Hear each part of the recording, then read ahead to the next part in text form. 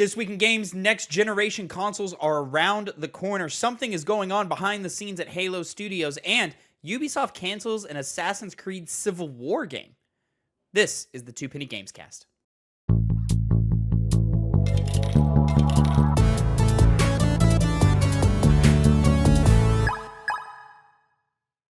What's poppin', players? Welcome back to the Two Penny Gamescast, episode 270. I'm your host, Tavin Bothel, here with my good friend and co-host. Say hello to the people, Connor Elliott. What a beautiful day, isn't it, Tavin? The blue sky is shining. It's a little warm for my taste. Yeah, I know. It's October and it should be cool, but it should be cool. We're not getting that. Can I wear a long sleeve shirt, please? Where is my long sleeve shirt season? I have to wear that for work because that's all I got. Protects you from the sun. Well, so do I. It's not fun. It's not.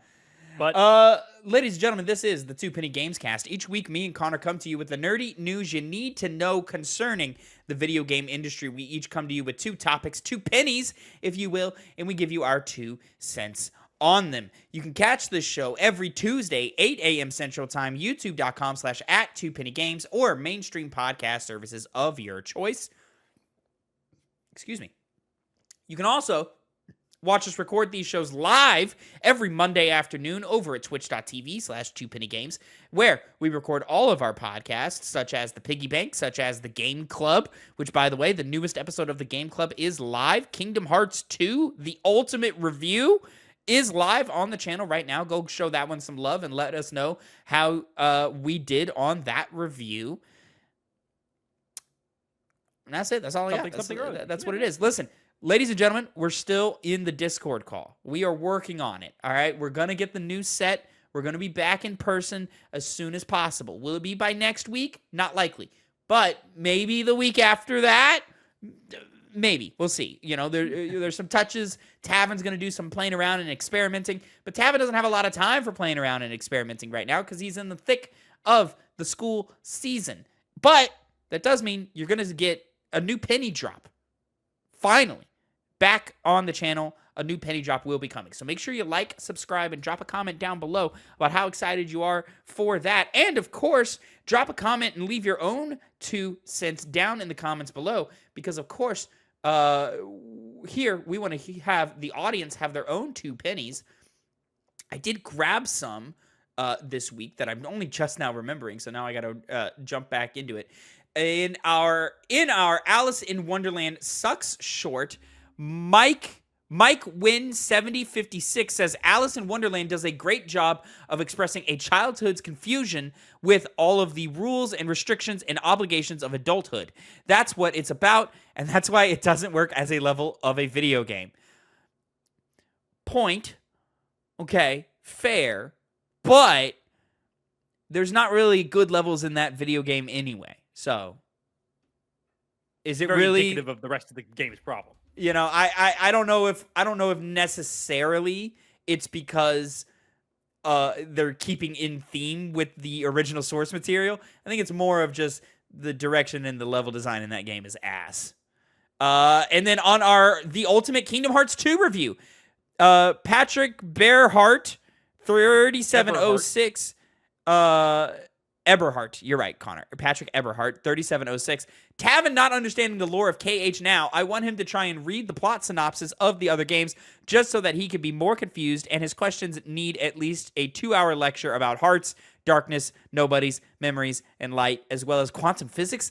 Other than that great review, Phil, you betrayed me. You got to shoot for the moon that's heart-shaped on the rankings. And, of course, this is a reference because even though Kingdom Hearts 2 is Phil Shoemaker's favorite video game of all time, he ranked it the lowest out of the 3 of us. What the fuck was that about?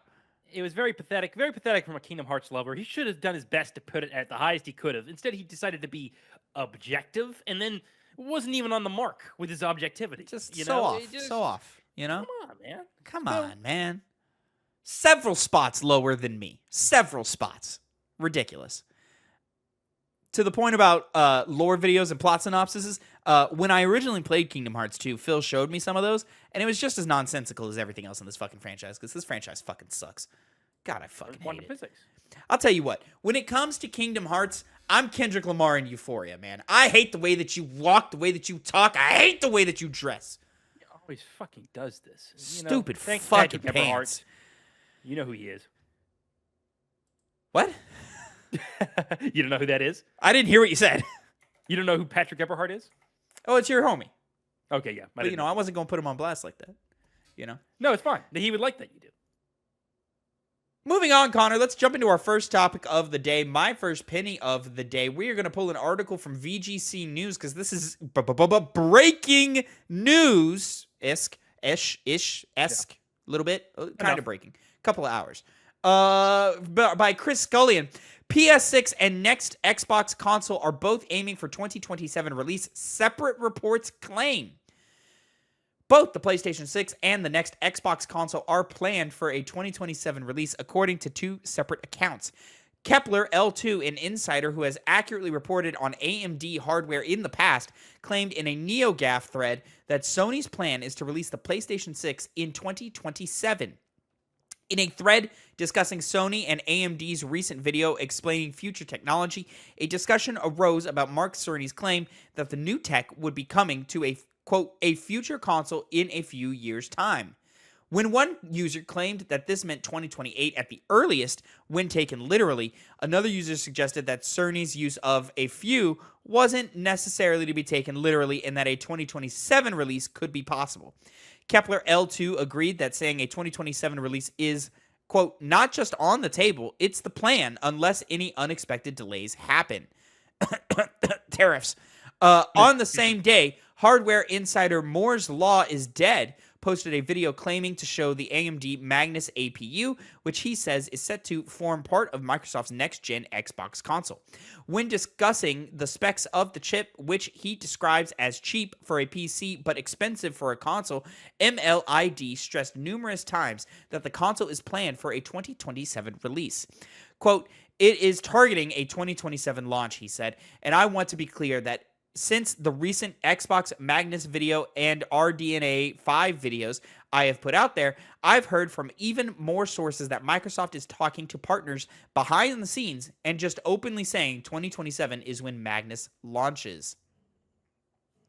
The video also suggests, as per previous speculation, that Microsoft's next console may be looking towards more of a console PC hybrid setup rather than competing directly with the PS6 as a straight console. Discussing the console's large APU, which combines the CPU and GPU on a single chip, he said, quote, "It should be stronger than the PS6, but at the same time, it will also be more expensive because of this larger size and its use of bridge dies and likely a larger RAM capacity compared to the PS6, at least if he wants to work as well as a PC console hybrid." Quote, "But you know what? That's okay, I think, because this time around, Xbox is going to be much more than a console. It should also be something that can run more than just Xbox apps and challenge the PC gaming market at least somewhat directly." In a separate video posted 2 months ago, MLID claimed that Sony is planning a PlayStation 6 handheld with Nintendo Switch-style television docking capabilities. Neither Sony nor Microsoft have shared much concrete information on their next-gen consoles yet, beyond confirmation that both are working on them and both are in partnership with AMD. I think a lot of this falls in line with what we've been saying on this show for many months now, right? Where, listen, next-gen hardware is coming sooner than some of us would like, yes, but does that matter to the average gamer today? I would argue no. Listen, just because the PlayStation 6 comes out does not mean you have to buy it at launch. I don't think we're in that era anymore. I don't think we're in that way of thinking about console generations anymore. I think our view of console generations needs to blur much more, be much more loose, because at the end of the day, there's still more PlayStation 4 players than there are active PlayStation 5 players today. Nearly 5 years into the generation. That's unheard of before. And it's because the technology is plateauing in advancements. It's just not excelling as much as we saw in earlier generations. And so now we're at a point where, hey man, you're not really buying a next generation console anymore. You're just buying it upgraded. It's a lot like your cell phone. Like, you don't need to buy every one. You should buy every other one or every third one, whatever makes you feel the most comfortable. Because guess what? They're going to be developing games for the PlayStation 5 for the next decade. Mm-hmm. You know, if they're still doing it for PS4, they're going to be doing it for PS5. I mean, they are, but they aren't for PS4. But it's the fact that you still have some that are coming out. Yeah. And when you transition over fully to the PS5, whatever console comes out, I mean, even by the next console, I feel like you'll still have a lot of people still playing PS5s whenever that happens to be. Oh, I agree. I think PS5 is a different conversation. I think through almost the entirety of the PlayStation 6 generation, they're going to be developing titles for the PlayStation 5 as well. Yeah. Now, the thing is that you said at the beginning, and correct me if I'm misremembering you, but you had said that to the average gamer, you're still going to just be able to play your PS5, not get the PS6. Just to stress that a little bit further, even people like us who are pretty in tune with the latest and greatest wouldn't even really feel the need to jump on to any of these consoles. I mean, from my perspective, as somebody who really likes PC, bringing it more to Xbox for this, if hybrid console sounds great. It's a middle ground would be. It sounds like a great idea. That and their handheld that we've been getting some mutterings about both seem like good ideas. But even the then, handheld's you're not still left in happening. a position. Oh, we covered that on this show. That project has been shelved. Yeah, I forgot about that because I remember it was stupid that they did that. Yes, I thought that would be a pretty good idea. But and I guess listen, Steam is going to be on the next Xbox. Cool. It will be, yeah. Which the other issue you come to when you get to that middle ground is then you'll still have those people who, and this may be me in my own head, think to themselves, well, why don't I just have a PC and a PlayStation? Because even though we're moving away from more exclusivity, PlayStation still likes to have that grasp on some of their games, at least when they first come out. And as people generally are, they like to hop onto things when they're hot. And so people might want to have a better reason to buy a PlayStation so they can do that, or buy a PC or both of them so they can do that same exact thing, but also have more newer technology built into it. Obviously, that being one of the functions of a PC that you can constantly upgrade it to a point. So even though the idea of a middle ground console between those is a good thing, you know, it's just, we really are just having to approach how we think about consoles now. And we'll talk about it a little at the end of this episode. It's the final topic we're going to be discussing. But it seems that console sales are a lot more of a consistent way to keep a company's sales up. Just to touch on it a little bit, game sales are pretty much down over all of 2025, but console sales, because of the Nintendo Switch 2, are up. And back during the time of the PlayStation 5 and the Xbox Series X and S, it was a rush to get one. You know, they were never hurting for people not wanting to buy their console. A big group of people wanted to. And so whenever you come out with something new, it's a pretty good way to make sure that you're going to make money that year. Because there's always still going to be those people like who get iPhones as often as they can that just want to be up to date on what the main hardware is, which is, in this day and age, usually PlayStation, if not Nintendo. But Nintendo's its own thing. They're, you know, if you have a Nintendo console, you're still likely to get a PlayStation or an Xbox. Whereas if you get choose a PlayStation over an Xbox, there's a big chance you'll eventually start thinking that you want to play some Nintendo titles and get the Nintendo Switch 2 or 1 if you're hurt for cash. So I'm more interested to see, you know, how AMD's go. No, I don't. I don't really care that much about AMD. Listen, there's a level of like technical mumbo jumbo here that we are not equipped for that conversation, right? Like I bought a pre-built PC. That's what I use. And that's what I like. I think that's a lot of what Xbox is going to be shooting for, is basically essentially a pre-built PC that natively runs Microsoft Windows and Xbox apps on it naturally, right? I think that's a pretty good idea of what you're getting with that console. Now, I have questions as to what comes with that. Is this a pre-built PC console hybrid? Can I update parts? Can I upgrade parts? Do they have to be Xbox branded parts of upgrades that come later on down the line? So like instead of buying, for example, a PlayStation Pro console that comes out 3 to 4 years into the generation, that's $700, can I just get a little like upgrade that's $200, $300 and install that into my Xbox later on down the line so that we can keep up with the latest and greatest in technology that way? That's an interesting tactic to have. And that is something I've said about Xbox for years on this show, is they've got really interesting and really forward-thinking tactics. The problem is that technology isn't keeping up with their tact. So it leaves them in a position where they're not making the money that they need to make. So they end up making cuts or layoffs or shutting down studios or shelving entire projects that we may or may not have been excited about, like the Xbox handheld project. So taking this route really makes me wonder, okay, are you still shooting for the freedom from a software dev perspective, and also allowing the consumer to be to have a lot of freedom and availability and choice in that? How does that affect your programs such as Xbox Play Anywhere, your Xbox Cloud streaming branch arm of business? And then really, listen, streaming's coming. I guarantee you within the next 10 years, streaming will be a viable way to play any and pretty much all video games. So now it's the question of that. I like PlayStation taking the other route of, all right, well, let's put the console in the hands of the gamers wherever they want to game it, right? So like instead of Xbox's strategy is let's put our stuff on every possible screen. PlayStation says let's do what Nintendo did and figure out how to take our screen and bring it with you everywhere. Which way works? I don't know. Today, if you were to ask me, the latter works more hand in hand with what consumer expectations are for video games today. But who knows where we'll be in the next decade with where technology is going.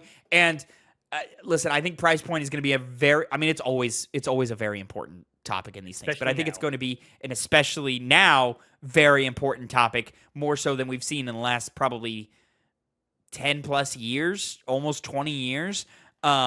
Since the 2008 recession, price is going to matter a whole lot in this conversation, and I'm excited to get into that when we get into our next topic. So yeah, I will say one thing about what you were talking about with the ability to upgrade your Xbox console.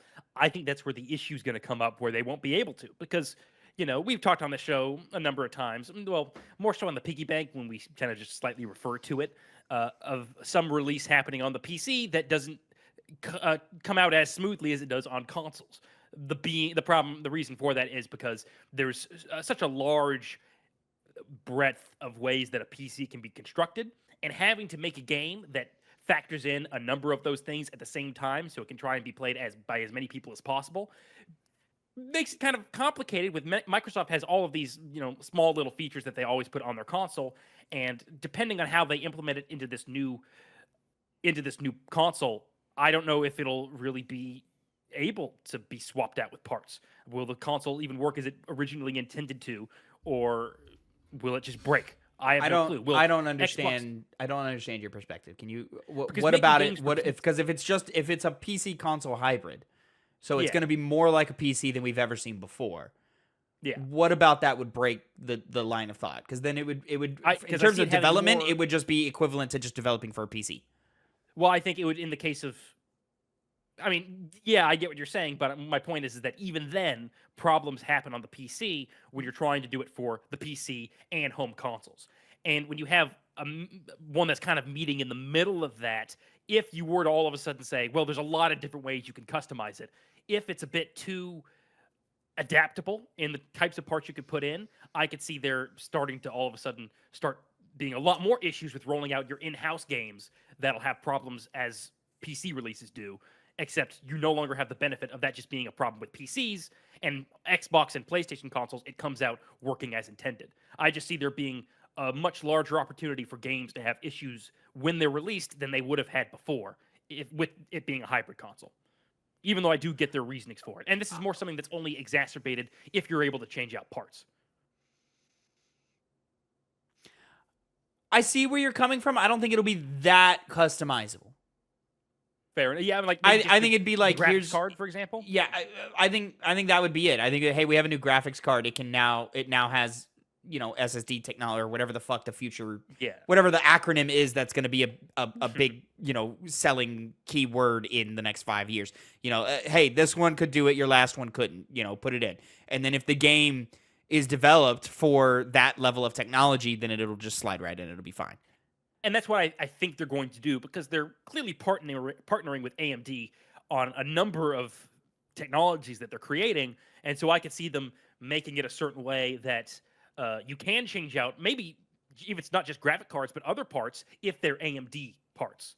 And at a certain point, that might not be the case anymore. Like if they release some, again, we're not technical guys, some graphics card that's just too advanced or doesn't fit properly into this theoretical Xbox console, that's when the next one would come out, when it has a greater breadth of types of AMD parts that you could put into your console. But solely just making it AMD parts would make that a bit more viable and would make sense for the deal they've got going on. So they would be maybe making specific types of technologies that just work for those Xbox consoles or Xbox products. And to be fair, I don't think it's like a level of like, oh, I'm going to go to my electronics store and go buy the motherboard that just came out that works for all PCs.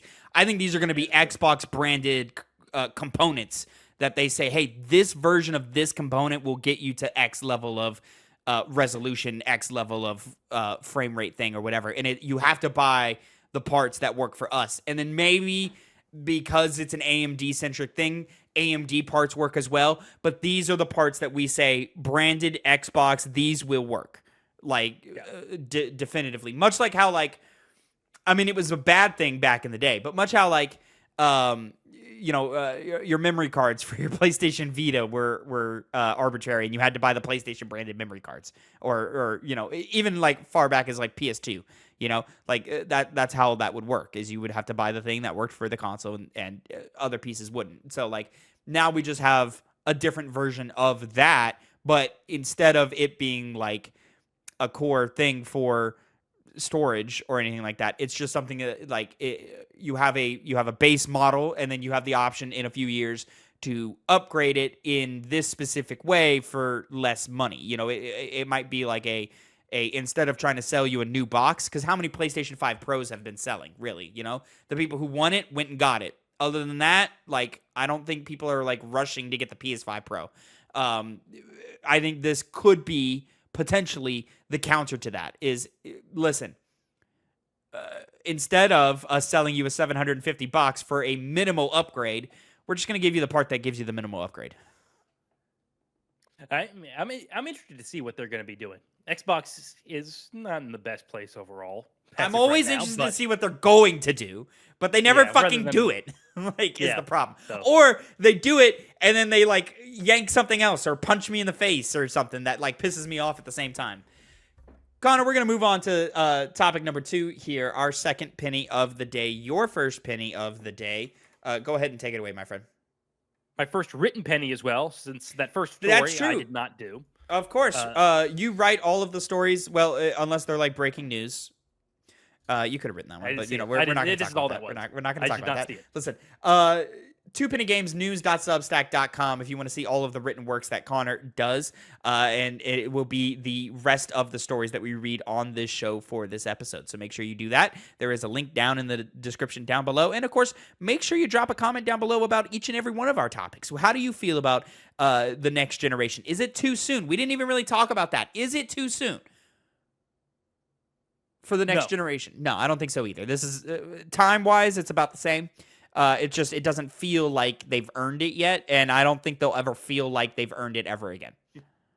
Most likely not. Which again leads me back to like, hey, you gotta like, we have to alter our expectations of these things. But let's get into our next topic of the day, Connor. Your first penny of the day. Go ahead, take your little swig, and then take it away.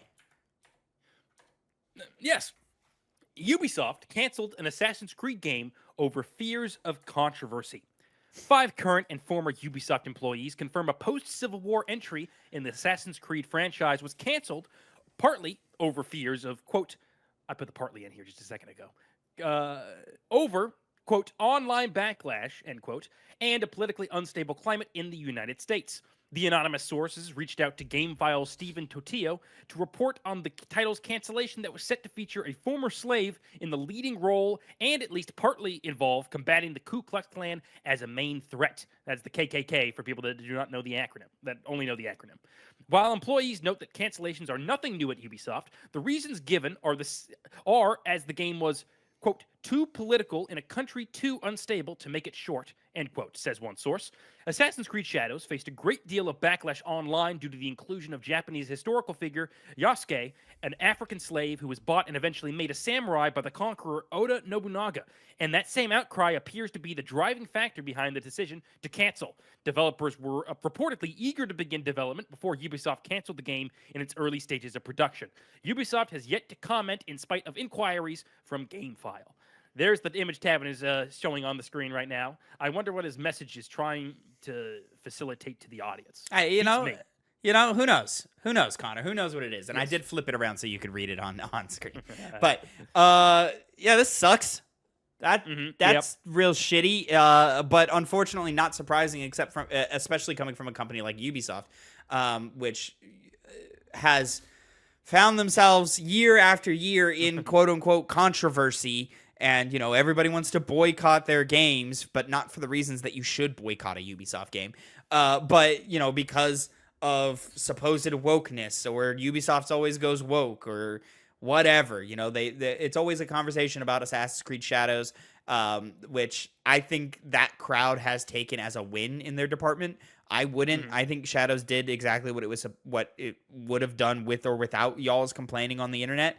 The thing is just that Shadows wasn't that great of a game, so it just did not inspire people to go out and buy more Shadows. But I think the early launch numbers were solid on Shadows. The number of players who played Shadows was solid at launch. It was what you would expect for an Assassin's Creed game at launch. So I would say early-wise, that was a success.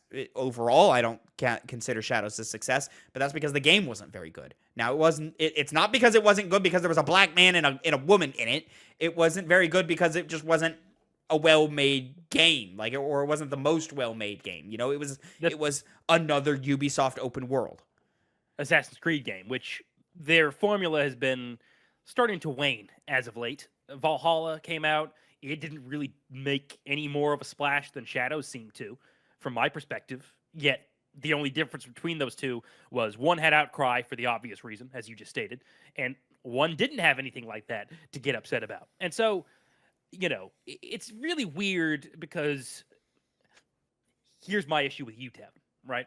The thing you just showed is, you know, you should punch Nazis, right? Mm-hmm. You should also punch Ku Klux Klan members in the face. Yes. Well, see, that's my issue, where a lot of, and this ties into the story, trust me, where it's easy, people usually use the word Nazi to describe somebody they don't really like politically, for good reason, because they're usually onerous beliefs, bad political beliefs. Pretty close to Nazis, you know? Pretty close to Nazis. There's a lot of definitely dots you can connect, but that's the issue. Those are just dots. At the end of the day, the Nazis were something that were very, very specific. The Nazis were Nazis. Now, you could say, well, they're very much like the Nazis and so on in so many ways. Like, I would say the most Nazi-like society in today's day and age is Israel. The society, not just the government. Whereas there's a lot of things you could say over here, it's more about the government, and in a lot of other countries, it's more the government. But that's it's not Nazism 100%, but it's full-blown fascism. And that's my exactly. And that's my issue, where it's easy to say, oh, it's this bad thing that was existing years ago because it was one of the ultimate evils. It seems like it's better to frame it as, well, this is just where modern society has been at, or this is where the U.S. government is with the actions they're committing, or however you would usually criticize someone as a Nazi that isn't actually a Nazi, as you described.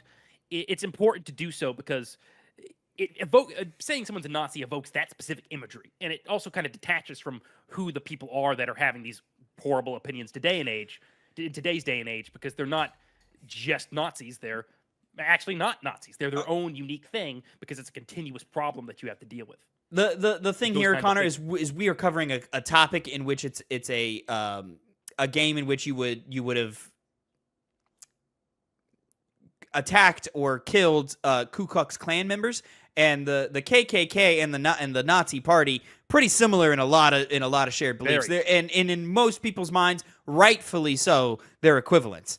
And so them canceling that game because of fear of online backlash is a win for the rise of white nationalism and white supremacy and fascism that we have seen specifically in the United States and online. You know, and so it's a direct result of all of those things.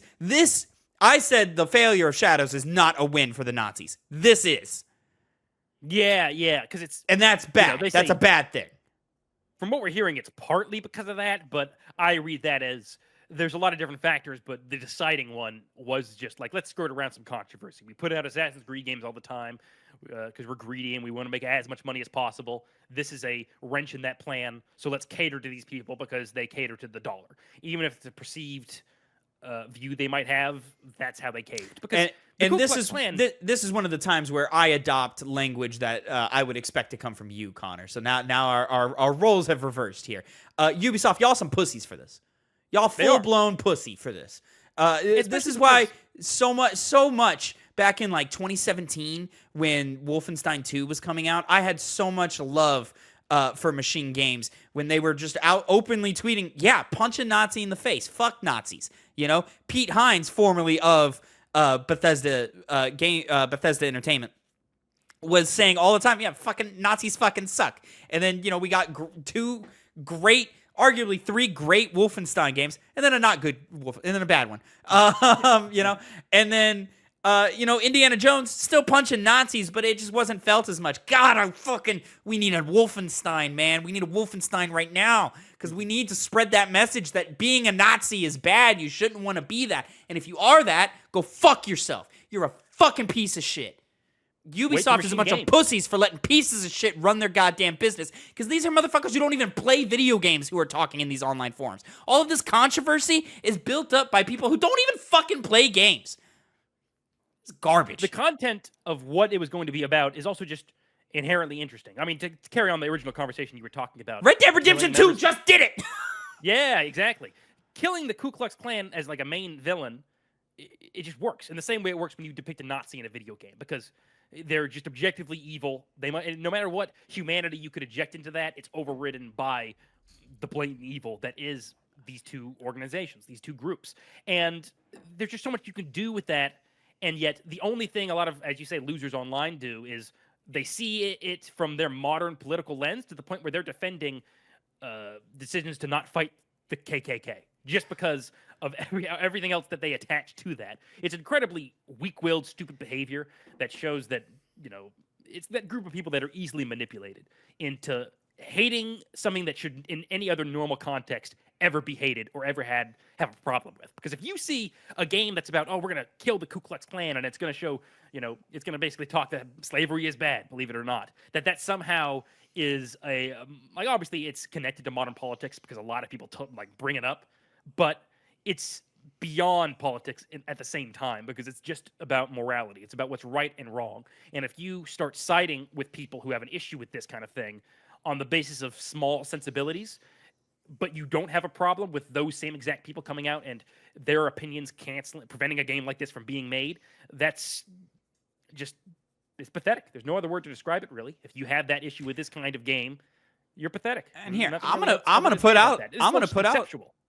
put out the blanket statement here, all right? I'm personally right now not interested in buying and supporting Ubisoft games. I'm not going to say I'm boycotting them, but I'm just personally not interested in supporting that company. And this is like doubled and tripled down on this story. But prior to this story, I just didn't like how they were handling their business. A lot of their studios were, frat boy cultures. They had a lot of layoffs. They were closing a lot of teams that I was really passionate about. They're, misusing their IPs. And their failure to successfully promote and market Prince of Persia: The Lost Crown, which was one of the best games of last year, was an affront to me, like just in terms of like how you handle your business and then consolidating all those things down into basically Assassin's Creed support studios, like really, really upset me. So I'm just not buying. And then of course they fucked up with Star Wars Outlaws. So I'm just not into buying Ubisoft games. I would have broken that boycott, if you want to call it that, in order to buy this Assassin's Creed game where I'm killing KKK members. And I'm going to go ahead and put it out there to any game studio ever. Hey, and game publishers, you listen here. If you put out a game in which you are punching, shooting, stabbing, committing violence to Nazis, KKKs, fascists, white supremacists of any kind, I'm going to buy your game. Fuck it. I'll buy the collector's edition. I don't give a shit. I'll buy the $100 version. If you put out a game where the main focus is doing all that shit, Because fuck these motherfuckers, and you should be rewarded for putting out art that says fuck these motherfuckers. Unfortunately, you're not going to get that from Ubisoft, clearly. Hey, who are the bad guys in the new Mafia game? Because I might need to go buy Mafia: The Old Country. Oh, it's like the 1800s, late 1800s. So it's not the brown shirts, the black shirts. What are you talking about? Benito Mussolini fascists. I thought that's who you were referring to. Is that game in Italy? Yeah, it's the Old Country. Oh. Oh, you thought it was? Yeah. I didn't know any. I don't know anything about The Old Country. Listen, Mafia games are Mafia games, man. But so now I got to go look, and maybe I need to go support Mafia: The Old Country. You know, I'll go look play at that. Sniper Elite. Those are fun games. I mean, everyone likes them. Connor, moving on to our third topic of the day. This is going to be my second penny of the day. Ladies and gentlemen, please make sure you drop comments down below so that we can get your 2 cents on every topic that we're talking about here. Halo veteran of 17 years leaves developer, implies decision was due to ethical concerns. Concept artist Glenn Israel. Concept artist Glenn Israel will no longer Concept artist Glenn Israel will no longer work on the Halo franchise following his departure from Halo Studios. But his announcement post hints that the breakup wasn't amicable. Quote, as of today, and after 17 long years, I am officially no longer contributing to the Halo universe, Israel's post on LinkedIn reads, quote, there is little more I can say for the moment, though I intend to share this particular story in its entirety when it is absolutely safe to do so next year. In the meantime, I have a message for anyone and everyone who needs to hear it. I know that the state of our industry seems dire, but never forget that you are free to choose. No illusion of security nor promise of wealth or fame or power is worth trading away your health, your dignity, your ethics, or values, and no one can force you to. Stay strong, take evidence when necessary, and find where you belong. Israel first began work on the Halo franchise when he joined Bungie in February of 2008 as a senior concept artist before transitioning to 343 Industries, now named Halo Studios since 2024. As art director, along with the franchise itself, while no further information was presented, Israel seemingly will have more to say on the subject in 2026, seemingly indicating that he is under some sort of contract that prevents him from disclosing more. Halo Studios is currently set to hold an in-depth presentation regarding Halo's future plans during the 2025 Halo World Championship on Friday, October 24th, that might reveal the source of Israel's departure. And to that, hey, assuming it is for the right reasons, which I hope it is. Hey, hat tip to you, Glenn. You're doing a good job out here. You're showing what integrity means in this industry. This is an industry that does not reward or support integrity, and I appreciate that you're standing on your values. I just hope that those values turn out to actually be something that it can be generally agreed upon. I don't want him to be like, yeah, they're putting more women in Halo, so I'm out. I'm hoping. What I'm hoping is happening is either he is in reference to Microsoft's censorship of the nation of Israel's genocide currently happening, or he just doesn't want to support Microsoft, which is actively contributing to the support of that genocide, or there is something within the studio that is happening that he does not agree with, whether that is frat boy culture, sexual assault, harassment, things of that nature, racial discrimination, or anything of that. I hope those are the reasons that he's leaving, is because he's like, I can't fucking stand this, I'm out, type shit. Yeah. As you say, it's very hard to tell, because you assume, especially based off the content of the message, very well written, very strongly worded. I find myself spiritually agreeing with it, but who knows what exactly that in actuality means. Right. I see that as, I just see somebody who's worked at Halo for as long as they have, now all of a sudden having this much of a problem where you make a post like this. It has to be something pretty substantial, not something like adding more women into games or some insignificant feature like that. God, please don't be that. Right, who knows? They wanted to make a female Spartan. We've had female Spartans. But no, they don't. They're supposed. Their lore says they're only supposed to be men. He's like, I think you're confused. No, literally the lore says there were a bunch of women in the Spartan programs. Yeah, he's confusing that with Space Warhammer, but ideally that's not what it is. It's just something they're doing that's fucked up. Who knows? Yeah. Maybe they're getting ready to be bought out by Saudi Arabia. Maybe that's the announcement. Who fucking knows?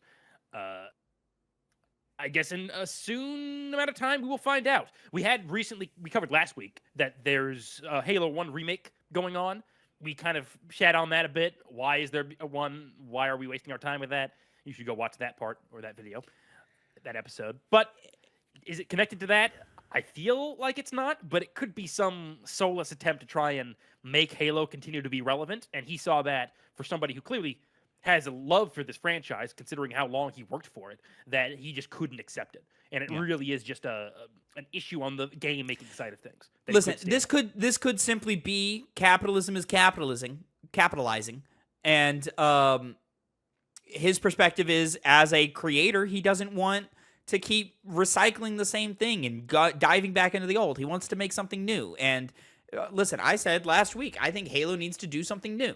And so if that's not the direction they're going, which it seems like it's clearly not the direction they're going, well then, all right, cool. I've done my help here. I'm going to leave. I'm going to dip out. And maybe that's why he can't talk about it, is because there's an NDA he signed that made it to where he can't talk anything about the new Halo project for a year, which would make total sense to me as well. Especially with all of these rumors going around that we are getting a new Halo next year. Yeah. The interesting part about all of this, if I'm picking one sentence or one part of a sentence out, it's take evidence when necessary. You would think that's kind of consistent with like harassment and abuse in the workplace, where you slowly document that with your video or with just audio over time, and then you keep recordings of emails, recordings of phone call conversations, and things like that. Which is also tricky. I think they in California. They are. All right. Well, they got some laws over there in California about recording conversations without the other. But I think there's an exception when it comes to like abuse of that kind of sort. Oh, maybe. I couldn't tell you. I'm not a Californian. Redmond, Washington. I'm not a Washingtonite either. So Washingtonian. Really, Washingtonian? I don't know. Oh, okay. All right. I was gonna say Washingtonite seems like it'll flow off the tongue a lot better, but you might be right too. Who knows? Connor, we're gonna move right into our next topic of the day, our fourth and final topic, and your second penny of the one. And this one's gonna have some nerdy numbers in it, ladies and gentlemen. So stick with us here as we get through some of this, because this one is a little more statistical than our usual story. So Connor, go ahead, take it away, my friend. Study finds most 2025 video game sales driven by 4% of players. Video game industry analyst Matt Piscatella at market research company Circana took to Blue Sky to report on a new study that shows gamers aren't buying games as frequently as they once did. Quote, hyper-enthusiast, price-insensitive players are really keeping things going, especially in the non-F2P free-to-play gaming space, reads Piscatella's post. According to Circana's Q3 2025 Future of Games, only 4% of U.S. video games players buy a new game more often than once per month, with a third of players not buying any games at all. I put a little picture here on the article itself of the chart that he himself posted as well. Go look at that if you so please. The chart as shown above gives Substack.com. Link in the description. Yes. The chart, as shown above, gives further insight into consumer buying habits, with 33% of gamers buying less than one game a year and 22% buying a game around once every 3 months. The other data point reveals 10% of gamers buy once a month, compared to 18% buying once every 6 months. And finally, that 12% of gamers make a year only 12% of gamers make a yearly purchase. Circana, the year prior, stated that although video game sales weren't as high compared to 2020 and 2021, 2025 was to be the year of the rebound, thanks to the release of GTA 6 and Nintendo Switch 2. Quote, the transition to the new normal in the video game market has not been painless, Piscatella said last year. However, the long-term outlook remains optimistic, with 2025 in particular carrying significant growth potential, end quote. While the delay of GTA 6 undoubtedly impacted their projections, the Switch 2's release has indeed had the most substantial impact on the 2025 gaming market as a whole. Piscatella also reports that the Switch 2 sold 2.4 million units in its first 3 months in the US, trumping previous record holder, the PlayStation 4, which sold 2.2 million units in the same time span. Quote, Nintendo Switch 2 unit sales are trending 77% 27% ahead the time-aligned sales of the original Nintendo Switch. Year to date, video game hardware spending has grown 20% versus a year ago, reaching $2.9 billion. Unit sales are up 6.5% year on year, with the average selling price increasing by 12.3% to $453 per unit sold. End quote. 2025 has been the year of the price hike, with the most recent example being the increase of the Xbox Games Pass Ultimate tier by $10, and their price hike of the original Xbox Series X and S consoles. Additionally, all PlayStation 5 consoles received a $50 price increase, along with Nintendo raising the price of its Nintendo Switch 1 console and accessories. So, it's the $70 price games. That's what it's doing. I don't disagree. I mean, it's the cost. It's the rising cost of everything. Is really what it is. Now, this has not been this has kind of been the sort of standard quo, the status quo of sales in video games for years, for decades. There is a small group of enthusiasts who don't care and buy games, like us, right? We buy games. We've got a new game rotating probably at least once every month, you know? It's rare where we go a month and we don't buy a new video game. You know, that's the group of people that we are and who we choose to be and how we choose to spend our time, money, and entertainment is through video games, right? And then there's a larger populace who buy a game a range of time. Once a month, every other month, every 3 months, every 6 months, once a year, twice a year, you know? Something like that.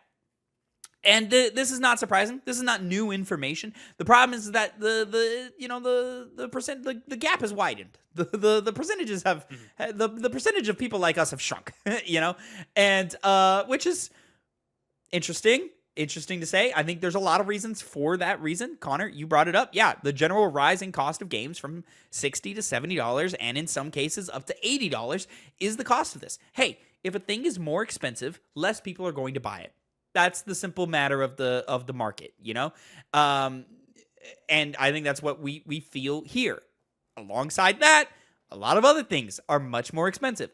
Things that most people prioritize over gaming. So they're going to spend even less on gaming because they need to pay a bill, they need to pay for food, they need to pay for their kids' school, or gaming is not their priority or their hobby, their main hobby. They've got something else that they prioritize. So whether it's like, I don't know, I need to buy a new set of golf clubs, and I'd rather do that than buy this year's NBA 2K. That's just what happens. You know, I think things like the Nintendo Switch 2 being a market number, that would kind of be expected because, hey, when you launch a new console of sustenance, not like your like mid-generation jumps like the PS5 Pro, but when you launch a new console like the PlayStation 5, the Switch 2, etc., yeah, you're gonna see jump in sales in that manner. Now, it is worth noting that it is an incredible success that the Nintendo Switch 2 is not only outpacing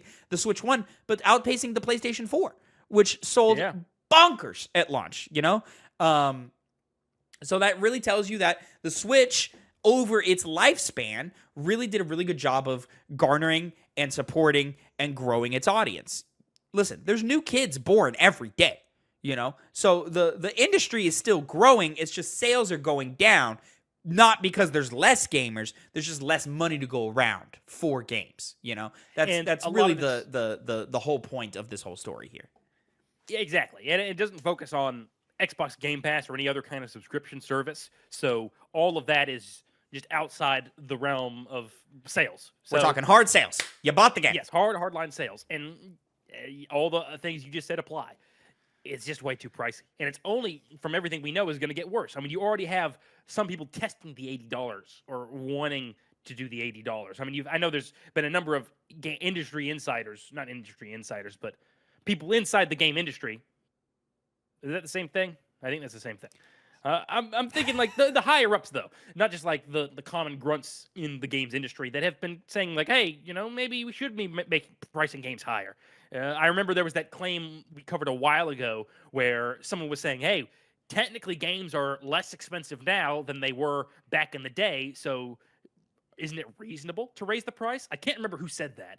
But well, I mean, it's been a quote that's been circulating a lot. Sean Layden, formerly of Sony Interactive Entertainment, has recently said, hey, the price probably should have gone up every generation. We just paused for a huge number of reasons. We paused in the PS2, PS3 generation at $60. We just kind of stopped there for a little while, And sure, that was great for the time, but there was reasons. You could probably see the growth of DLC expansions, microtransactions, probably added some buffer room to where gave us a reason to keep the price down at 60. But in a time where you're seeing unprecedented corporate greed just eating up all of the oxygen in the room, it's hard to really say, hey, it doesn't make sense that I have to pay more when this dude is living the lifestyle that he's got, and he's his salary could pay for literally thousands of people.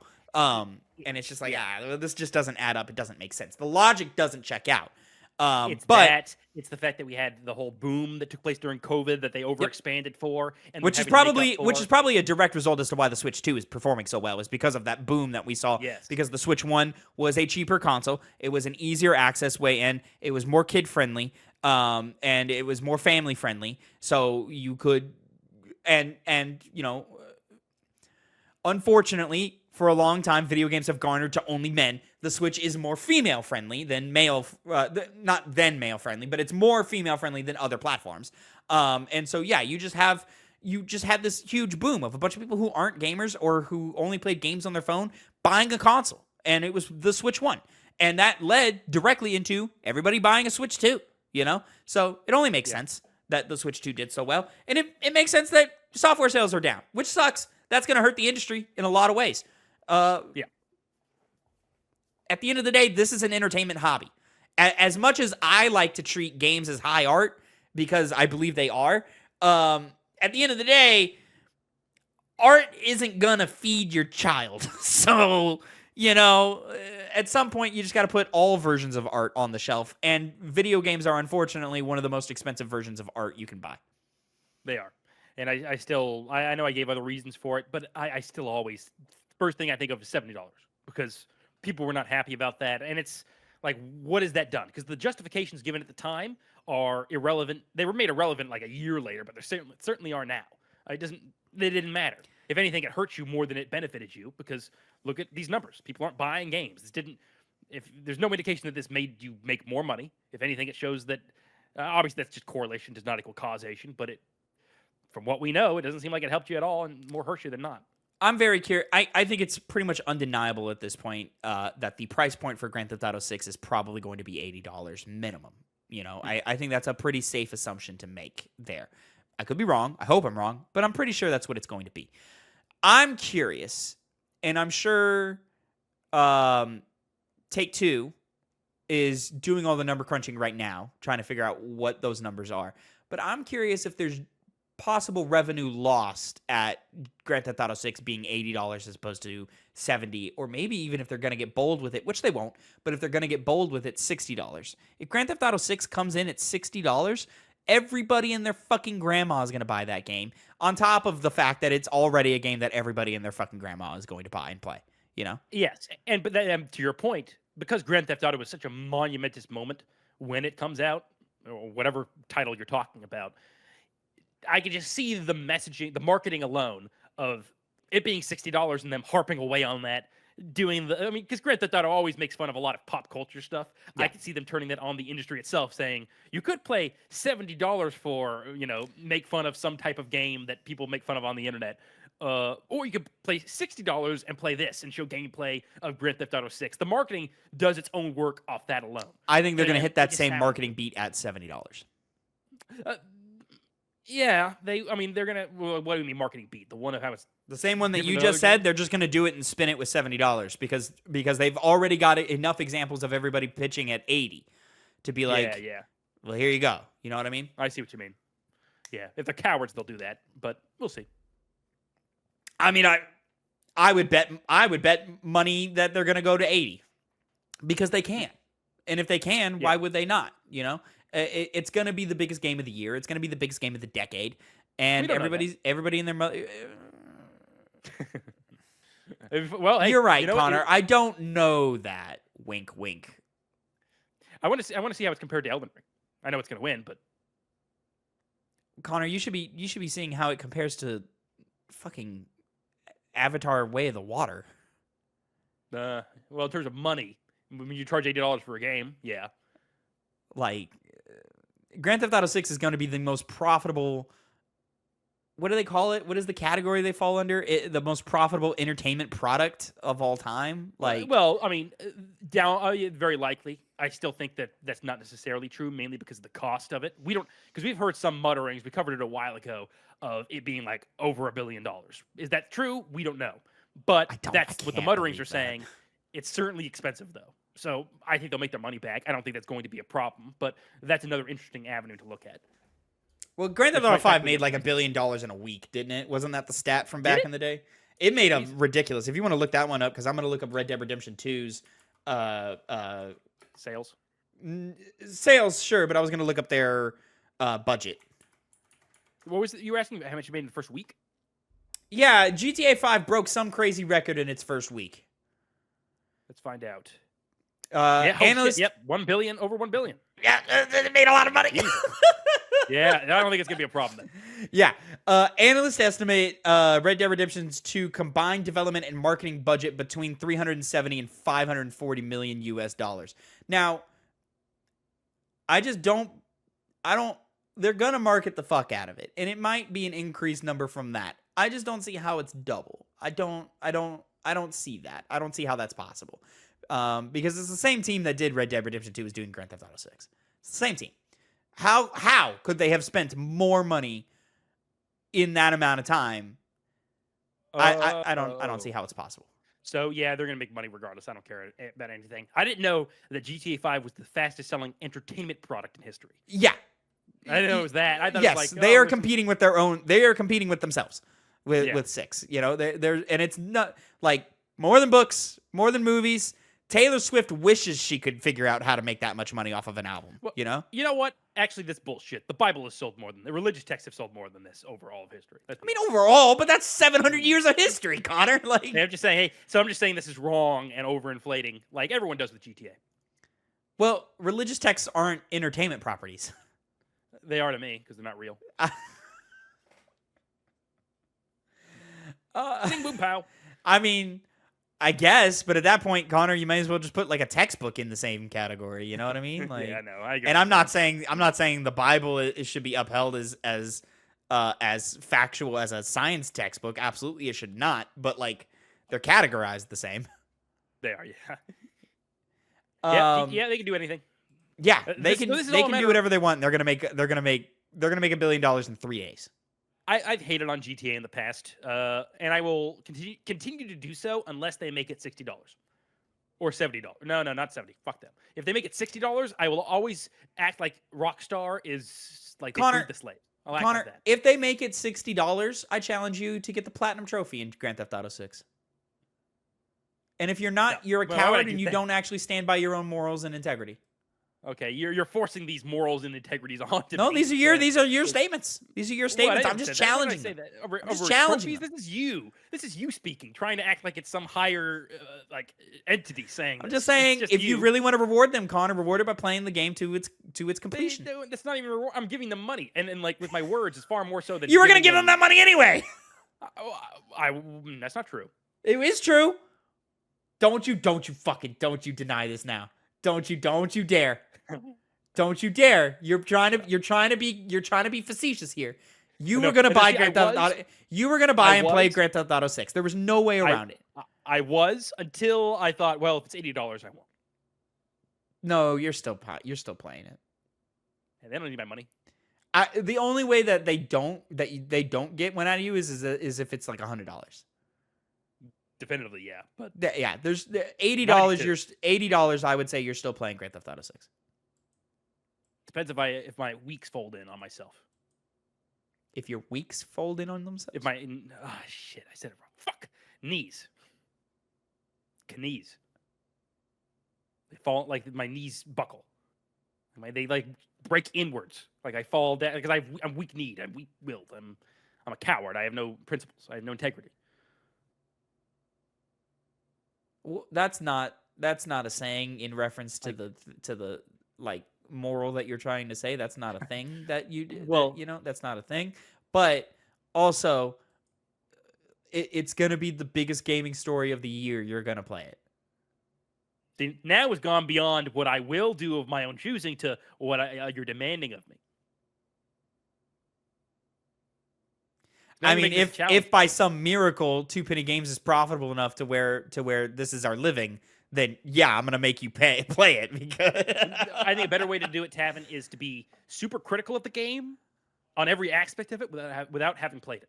I think that's far more of an interesting way to look at the game. I could not think of anything less interesting. As you say, everybody. Connor, that would loop you in with the same group as the people who criticized Assassin's Creed Shadows, and you don't want to be a part of those people, Connor. You don't want to be with those people. I'm being open about the fact. Which is different from all the people that are doing the same videos, the same articles of look how great this game is. Look at how all these amazing things that it's done. I'm sure it's going to be a great game. Should result in us drinking their cum. I'm just going to be in a position where I'm going to be actively ignorant, openly ignorant, but not like ignorantly ignorant. You're gonna be like, now I haven't played the game, but objectively, it's the worst video game I've ever seen in my life. People are gonna be like, "The fuck are you talking about? What?" You get it. Oh man. Regardless, Connor, Grand Theft Auto 6 is gonna make a bunch of money, and it's going to, on paper, help this industry quite a bit. The sales will go up. And so I'm very excited, very interested to see that. And ladies and gentlemen, you'll be able to see our excitement unfold in real time if you just hit us with a little subscribe. So make sure you like, subscribe, and follow for more. And remember that this has been the Twopenny Gamescast. Each week, me and Connor come to you with the nerdy news you need to know concerning the video game industry. You can catch this show every week, Tuesday, 8 a.m. Central Time, youtube.com/@TwoPennyGames, or mainstream podcast services of your choice. You can also watch us record live and jump into the live chat over at twitch.tv/TwoPennyGames every Monday afternoon, and put your own input in live into the stories that we are reading on the air. Make sure you drop a comment down below about all of today's stories this week in order to get your own 2 cents read on next week's episode. And, of course, until next time, have a great time. And Connor, say goodbye to the people. Uh-huh. You're buying Grand Theft Auto 6 for $80. You're just being silly.